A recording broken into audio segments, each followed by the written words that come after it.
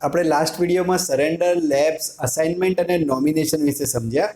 આ વિડીયોમાં આપણે દરેક કંપનીની એક સિક્યોરિટી એન્ડ સિલેક્શન સિસ્ટમ જે છે અંડરરાઇટર એના વિશે ડિટેલમાં માહિતી લઈશું. હું પ્રશાંત, તમારો વીમા મિત્ર, અમારી ચેનલ ઇન્સ્યોરન્સ ઇન ગુજરાતીમાં તમારું ફરીથી સ્વાગત કરું છું. ચાલો શરૂ કરીએ.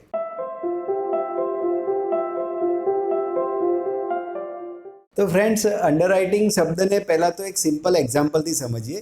સમજો કે તમે એરપોર્ટમાં એન્ટ્રી કરી, તો એરપોર્ટમાં સૌથી પહેલાં સિક્યોરિટી સિસ્ટમ શું કરશે? તમારું સિક્યોરિટી ચેકિંગ કરશે. હવે તો કોરોના કાળમાં એક ચેકિંગ ઓર પણ વધી ગયું કે તમારું ટેમ્પરેચર પણ ચેક કરવામાં આવશે. તો જનરલી સિક્યોરિટી શું ચેક કરશે કે તમારી જોડે કોઈ ઘાતક હથિયાર નથી, રાઈટ? તમારી જોડે તમારો બોર્ડિંગ પાસ છે.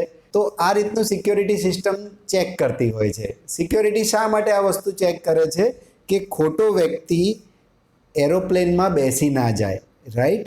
તો સેમ વે કંપની પણ એ વસ્તુ ચેક કરશે કે જે વ્યક્તિનું જોખમ નોર્મલ માણસ કરતાં વધારે છે એવો વ્યક્તિ આ ગ્રુપમાં ના આવી જાય. તો એના માટેની સિક્યોરિટી સિસ્ટમ, સિલેક્શન સિસ્ટમ કહી શકો, એ છે અંડરરાઇટિંગ. તો અહીંયા સૌથી પહેલાં અંડરરાઇટિંગનો ઉદ્દેશ શું છે એ સમજીએ. અંડરરાઇટિંગના ટોટલ 2 ઉદ્દેશ છે. અંડરરાઇટિંગનો જે પહેલો ઉદ્દેશ છે એ છે પ્રતિપસંદગીને રોકવું. ઇંગ્લિશમાં એને એડવર્સ સિલેક્શન કહેવાશે. એટલે કંપની માટે જે હાઈ રિસ્ક વાળો વ્યક્તિ છે એને રોકવો. બીજો જે હેતુ છે એ છે જોખમોને વર્ગીકૃત કરવું. એટલે કે સરખા જોખમવાળા વ્યક્તિને એક અલગ પૂલમાં મૂકવા. તો અહીંયા અંડરરાઇટિંગની વ્યાખ્યા શું થશે કે અંડરરાઇટિંગ એ મૂલ્યાંકનની એવી પદ્ધતિ છે કે વ્યક્તિને વીમો આપવો કે ના આપવો તે નક્કી કરવું, અને જો એને વીમો આપવો તો કેટલા રિસ્ક સાથે આપવો, અને જો વ્યક્તિને વીમો આપવો તો કઈ શરત હેઠળ વીમો આપવો એ નક્કી કરવાનું કામ અંડરરાઇટિંગનું છે. અંડરરાઇટિંગનું ગુજરાતી ચકાસણી શાખા બી થઈ શકે. અંડરરાઇટિંગની ટોટલ 2 પદ્ધતિ છે. એક છે જજમેન્ટલ પદ્ધતિ અને બીજી છે ન્યુમેરિકલ પદ્ધતિ. સૌથી પહેલાં આપણે જજમેન્ટલ પદ્ધતિ સમજીએ. ઓકે, જજમેન્ટલ પદ્ધતિની અંદર કંપનીમાં જ્યારે કોઈ જટિલ કેસ આવે છે ત્યારે કોઈ વિશેષ વ્યક્તિનો ઓપિનિયન લેવામાં આવે છે, અને એ પદ્ધતિને જજમેન્ટલ પદ્ધતિ, ઓપિનિયનનું ગુજરાતી તમને અભિપ્રાય પણ લખેલું હશે, તો અભિપ્રાય વિશેષ વ્યક્તિનો લેવામાં આવે છે, એને જજમેન્ટલ પદ્ધતિ કહે છે. આને આપણે એક્ઝામ્પલથી સમજીએ. તો આ કેસમાં એવું થશે કે સમજો કોઈ વ્યક્તિને હેવી ડાયાબિટીસ છે. હવે આ વ્યક્તિને વીમો આપવો કે નહીં?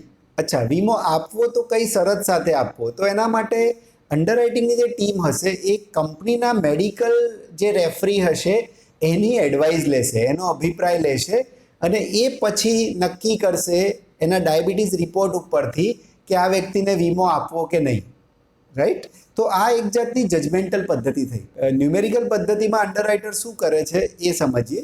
તો ન્યુમેરિકલ પદ્ધતિમાં અંડરરાઇટર જે નેગેટિવ પરિબળો છે એના માટે એ પોઝિટિવ રેટિંગ આપે છે, એટલે કે વધારે પોઈન્ટ્સ આપે છે, રાઈટ? તો કહેવાનો મતલબ શું છે કે જે વ્યક્તિના ન્યુમેરિકલની અંદર વધારે પોઈન્ટ થતા હશે એને વીમો મળવાના ચાન્સ ઓછા રહેશે. એટલે કે કંપની માટે એ વ્યક્તિ વધુ રિસ્ક ધરાવતા વ્યક્તિની શ્રેણીમાં આવશે. હવે આપણે નેક્સ્ટ પોઈન્ટ જોઈએ કે અંડરરાઇટર કયા કયા નિર્ણય લે છે, રાઈટ? તો અંડરરાઇટરના નિર્ણયમાં સૌથી પહેલો જે અંડરરાઇટર નિર્ણય લેશે એ છે ઓર્ડિનરી રેટ, એટલે કે સાધારણ દરે વ્યક્તિને વીમો આપવો. હવે અહીંયા તમને થાય કે આ કોણ વ્યક્તિ હોય? તો જનરલી જે સ્ટાન્ડર્ડ લાઈવ્સ વીમાની ભાષામાં જેને કહેવાય કે હેલ્ધી એક કસ્ટમર હોય, કોઈ રિસ્ક વધારે એનું છે નહીં, તો એને સ્ટાન્ડર્ડ લાઈફ ગણીને અંડરરાઇટર એને પોલિસી ઇસ્યુ કરતા હોય છે. સેકન્ડ જે અંડરરાઇટર ડિસિઝન લેતા હોય છે કે અમુક કેસમાં ખૂબ હેવી રિસ્ક હોય, બહુ મોટું જોખમ હોય, એવા કેસમાં પોલિસી ડિક્લાઇન કરી શકે, એટલે કે એને પોલિસી નહીં ઇસ્યુ કરે, અને ઘણા કેસમાં પોલિસીને થોડાક સમય માટે પોસ્ટપોન કરે. એટલે કે અંડરરાઇટર એવો નિર્ણય આપે કે તમે 6 મહિના કે 1 વર્ષ પછી વીમા માટે એપ્લાય કરો, એ વખતે તમારા ફરીથી ટેસ્ટ કરવામાં આવશે, અને ત્યાં એમને રિસ્ક જો યોગ્ય લાગશે તો વીમા પોલિસી ઇસ્યુ કરવામાં આવશે. તો મોટાભાગે આ 2 નિર્ણય અંડરરાઇટર લેતા હોય છે. એક છે કે એક સાધારણ દરે વીમા કવર આપવામાં આવે, અને સેકન્ડ કે વર્સ્ટ કેસમાં પોલિસી રિજેક્ટ કરવામાં આવે, એટલે કે વીમો ના આપવામાં આવે. ત્રીજું જે છે એ છે લિયન સાથે વીમા પોલિસી આપવામાં આવે. હવે આ લિયન શબ્દ અહીંયા તમારે ફરીથી સમજવો પડશે. લિયનનું ગુજરાતી થાય છે કબજા હક. તો તમને ગુજરાતીમાં કબજા હક શબ્દ બી લખેલો હશે, તો એ હવે જોઈએ. તો લિયન સાથે કેવી રીતે વીમા પોલિસી ઇસ્યુ કરવામાં આવે છે એનું એક બેસ્ટ એક્ઝામ્પલ છે, એ છે ટીબીની બીમારી. હવે સમજો કે કોઈ વ્યક્તિને ઓલરેડી ટીબીની બીમારી છે અને એ વીમા પોલિસી લેવા માટે એપ્લાય કરે છે. તો આવા કિસ્સામાં અંડરરાઇટર શું કરશે? એક સ્પેસિફિક શરત મૂકશે. લિયન એટલે વન ટાઈપ ઓફ એક શરત મૂકી કે જો ટીબીથી જ તમારું મૃત્યુ થયું તો તમને વીમાની રકમ પૂરી નહીં મળે, પણ એના અમુક પર્સન્ટેજ મળશે. જનરલી 1/3 જે પણ તમારી પોલિસી ટર્મ હોય એના 1/3 મુદ્દત સુધી લિયન લગાડવામાં આવતું હોય છે. એક્ઝામ્પલ તરીકે જો 15 વર્ષની પોલિસી હોય તો આવા કિસ્સામાં 5 વર્ષ માટે લિયન લગાડી શકે અંડરરાઇટર કે પહેલા વર્ષે જો ટીબીથી મૃત્યુ થયું તો તમને વીમાની રકમના 20% મળશે, બીજા વર્ષે મૃત્યુ થયું ટીબીથી તો 40% મળશે, અને એમ કરતાં 5 વર્ષમાં વ્યક્તિ ટીબીનો કોર્સ પૂરો કરી દેશે તો બીમારીમાંથી બહાર આવી જશે અને એનો વીમા કવર 6થા વર્ષથી પૂરેપૂરો ચાલુ થઈ શકશે. તો અહીંયા તમને એક્ઝામમાં એવી રીતે લિયનનો ક્વેશ્ચન પૂછાઈ શકે કે એવું કઈ કન્ડિશન છે જ્યાં વીમાની રકમ ઓરિજિનલ વીમા રકમ કરતાં ઓછી મળી શકે, રાઈટ? તો વીમાની રકમ જ્યાં ધીમે ધીમે વધે તો એવી કન્ડિશન છે એ છે લિયન. તો એ વસ્તુ તમારે યાદ રાખવાની છે. એ પછી અમુક કિસ્સામાં અંડરરાઇટર કહેવાય કે લોડિંગ કે એક્સ્ટ્રા સાથે પણ પોલિસી પ્રપોઝલ સ્વીકાર કરે છે, એટલે કે પોલિસી આપે છે. આમાં કેવી રીતે હોય કે અમુક કિસ્સામાં અંડરરાઇટરને એવું લાગે કે નોર્મલ કરતાં જોખમ થોડુંક વધારે છે, તો કંપની એમની જોડે અંડરરાઇટર એમની જોડે ગ્રાહક જોડે એક્સ્ટ્રા પ્રીમિયમ પે કરાવશે. એટલે નોર્મલ ગ્રાહકનું પ્રીમિયમ આવતું હશે સમજો 20,000, તો કદાચ 3,000 રૂપિયાનું લોડિંગ લગાડે તો એને 23,000 રૂપિયા પ્રીમિયમ ભરવું પડશે, કારણ કે એ ગ્રાહકનું થોડુંક જોખમ વધારે છે. આમાં જુદા જુદા એક્ઝામ્પલ હોઈ શકે, જેમ કે કોઈ વ્યક્તિ થોડોક ઓવરવેઇટ છે, ઓલરેડી સ્મોકિંગ કરે છે અને એ સ્મોકિંગ એ કંપની માટે જોખમ છે, તો સ્મોકિંગવાળા કિસ્સામાં, ડ્રિંકિંગવાળા કિસ્સામાં લોડિંગ લગાડી શકે.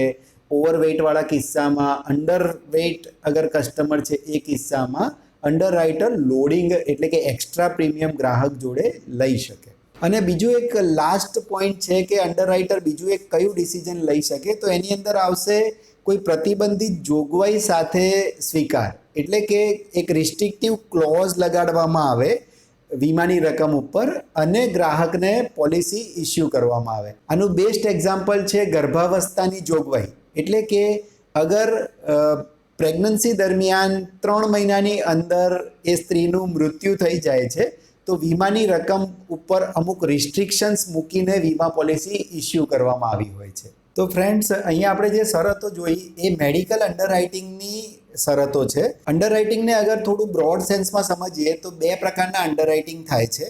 એક છે મેડિકલ અંડરરાઇટિંગ અને બીજું છે નોન મેડિકલ અંડરરાઇટિંગ, રાઈટ? મેડિકલ અંડરરાઇટિંગની અંદર મેં તમને આગળ વાત કરી એ દરેક પોઈન્ટ કવર થશે. હવે આપણે નોન મેડિકલ અંડરરાઇટિંગ કે જેમાં કંપની દ્વારા ગ્રાહકનું મેડિકલ કરવામાં નહીં આવે અને પોલિસી ઇસ્યુ કરી દેવામાં આવશે, એની થોડીક શરતો સમજીએ. તો અહીંયા આપણે નોન મેડિકલ અંડરરાઇટિંગની શરતોની અંદર 3 મુખ્ય જે સિચ્યુએશન છે એ સમજીએ. સૌથી પહેલું છે એ છે નોકરિયાત મહિલા, રાઈટ? તો જે સેલેરાઇડ વુમન છે, કોઈ પણ વર્કિંગ વુમન, તો એના કેસમાં જનરલી કંપની મેડિકલ નથી કરાવતી, તો એના કેસમાં નોન મેડિકલ આવી શકે. બીજી જે શરત છે એ છે વીમાની રકમ આધારિત સિચ્યુએશન, કે જેમાં જનરલી કેવું હોય કે જો 5 લાખ રૂપિયાથી મોટી રકમના વીમા માટે ગ્રાહકે એપ્લાય કર્યું હોય તો એ કેસમાં કંપની મેડિકલ કરાવશે. એટલે કે 5 લાખથી જો નાની રકમનો વીમો એપ્લાય કર્યો હોય તો મેડિકલ નહીં આવે, એટલે કે નોન મેડિકલ કેસમાં એ પોલિસી જશે. ત્રીજી જે સિચ્યુએશન છે એમાં ગ્રાહકની જે ઉંમર છે એ ઉંમર આધારિત રિસ્ટ્રિક્શન્સ મૂકવામાં આવ્યા હોય છે, કે જનરલી 40થી લઈને 45ની ઉંમર છે તો એનાથી મોટી ઉંમરના વ્યક્તિએ જો વીમા માટે એપ્લાય કર્યું તો મેડિકલ કમ્પલસરી આવશે.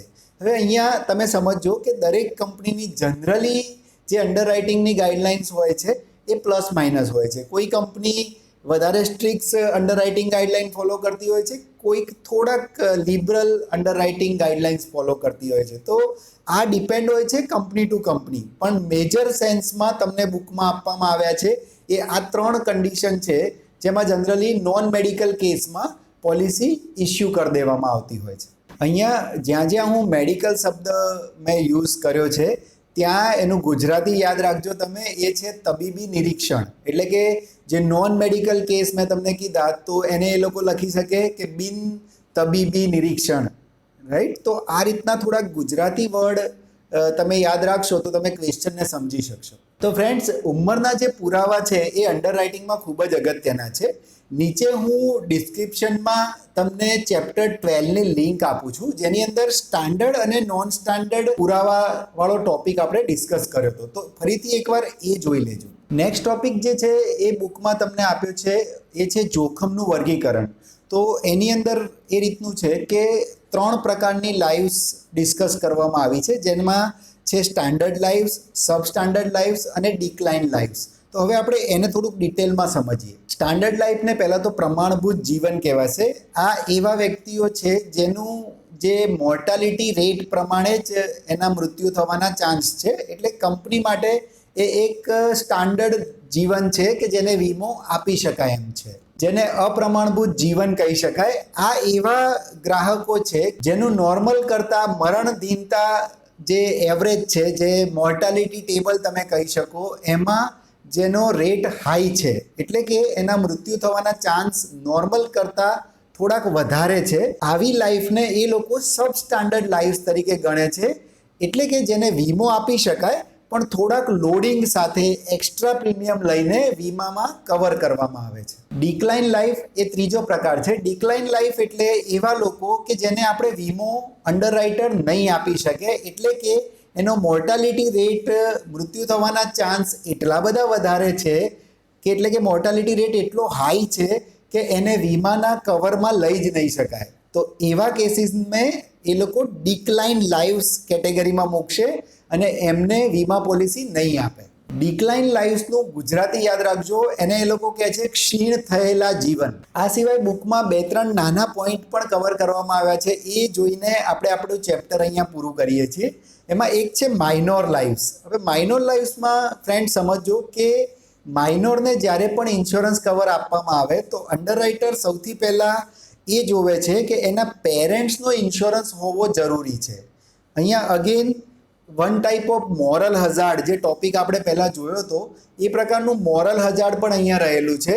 થોડુંક તમે એને લોજિકલી વિચારો કે કોઈ પેરેન્ટ્સ એના બાળકનો ઇન્સ્યોરન્સ લે છે પણ એનો પોતાનો ઇન્સ્યોરન્સ નથી, તો કંપની એને એક રિસ્ક તરીકે જોવે છે, એક જાતનું એને નૈતિક જોખમ તરીકે જોવે છે. તો આ કેસમાં ખાસ ધ્યાન રાખજો કે માઇનોરનો જ્યારે પણ વીમો એપ્લાય કરવામાં આવે ત્યારે સૌથી પહેલાં એના પેરેન્ટ્સ ઇન્શ્યોર્ડ હોવા જરૂરી છે. તો આ એક ટોપિક અંડરરાઇટિંગમાં અગત્યનો છે.